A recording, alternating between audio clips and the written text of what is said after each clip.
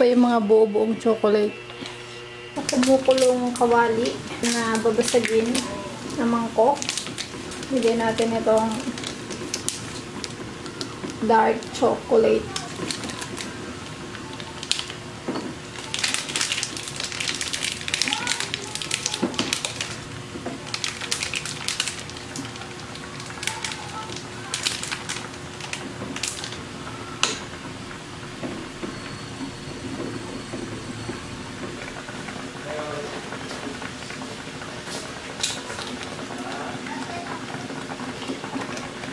Bigyan na konting milk.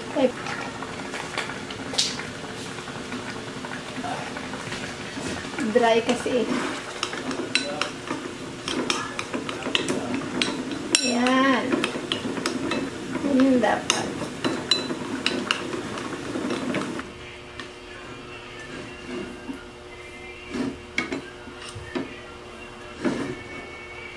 Tumaw na siya.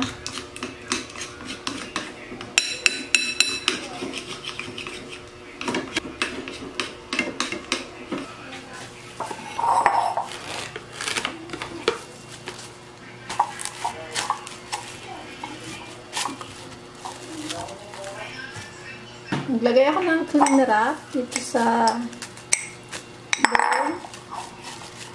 Tingin ko hindi siya makinis. Kasi hindi makinis na. Ang bango nitong chocolate. Sabi nila, pag ang chocolate daw mabango, masarap daw siya. So, naglagay na tayo dito.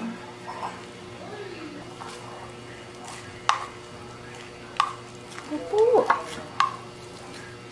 Parang kulang yung gawa ako.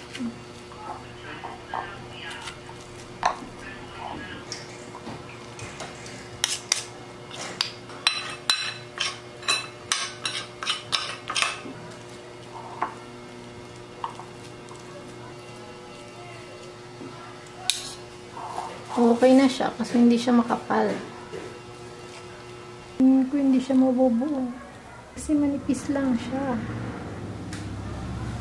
Yan na siya. Hindi siya makapal. Lalagay ko na to sa freezer. Tapos gagawa ulit ako ng isa pa. Or dyan ko muna yan. Ayan, ganito dapat siya. Yan. Ito ang gusto ko. Baka na-overcook yung kanina. Na-overcook yung chocolate. Pero ito okay na. Wow, ganyan. Bongga.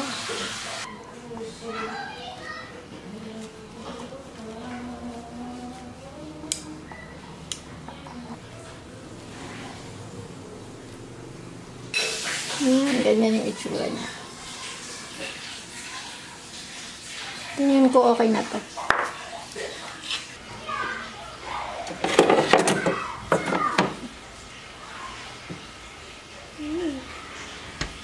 Dahil wala akong malagkit, ang ginamit ko na lang ay yung regular na bigas. Umapaw na nga. Tapos, lalagyan ko na rin. Wala akong tableya, kaya rin kokwa na lang ilalagay ko.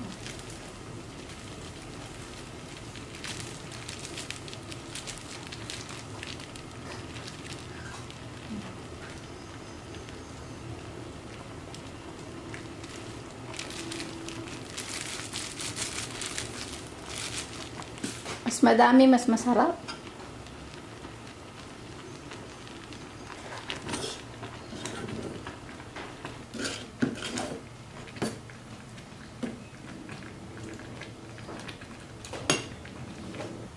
Sugar.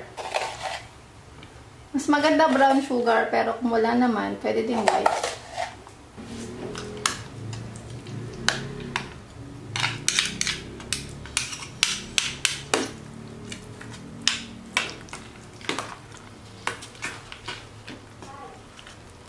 Ayan na ang ating champurado.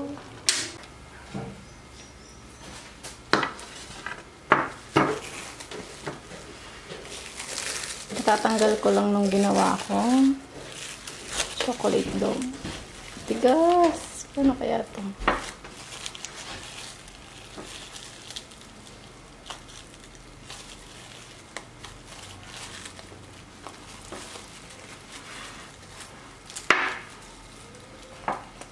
Yan. What? Natanggal ko na siya. Yan ang gagawin natin. Tanggalin lang muna natin. Gilid-gilid. Wow! Galing! Ngayon ko lang siya ginawa. Pero ang gagawa ko siya ng maayos. Yan, okay na yung mga gilid. Tanggal na natin. Tsaka natin itataob din sa ating champurado. Yan. As ahilahin na lang natin yun ng pagganyan. Perfect! Ito na ang ating dome champurado. Nilagyan natin ang milk.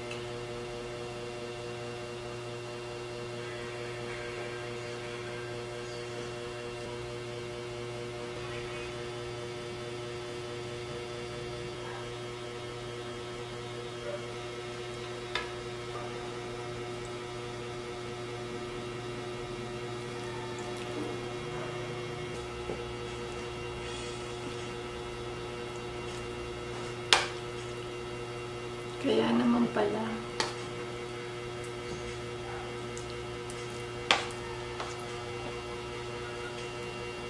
Ay matunaw. Dahil madami akong champurado.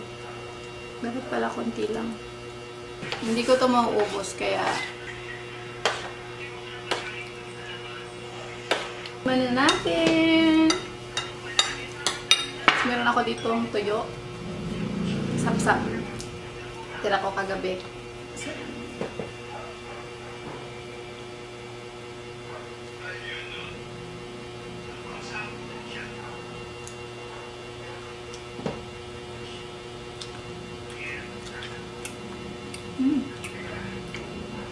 Perfect.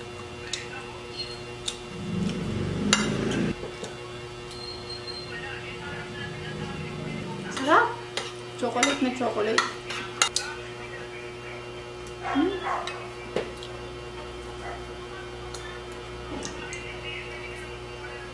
Sarap pag may ano.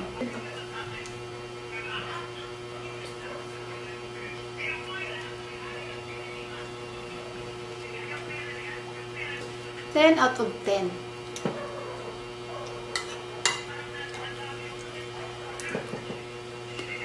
Walang tapon sa akin ng tuyo. Kahit ulo, bukog.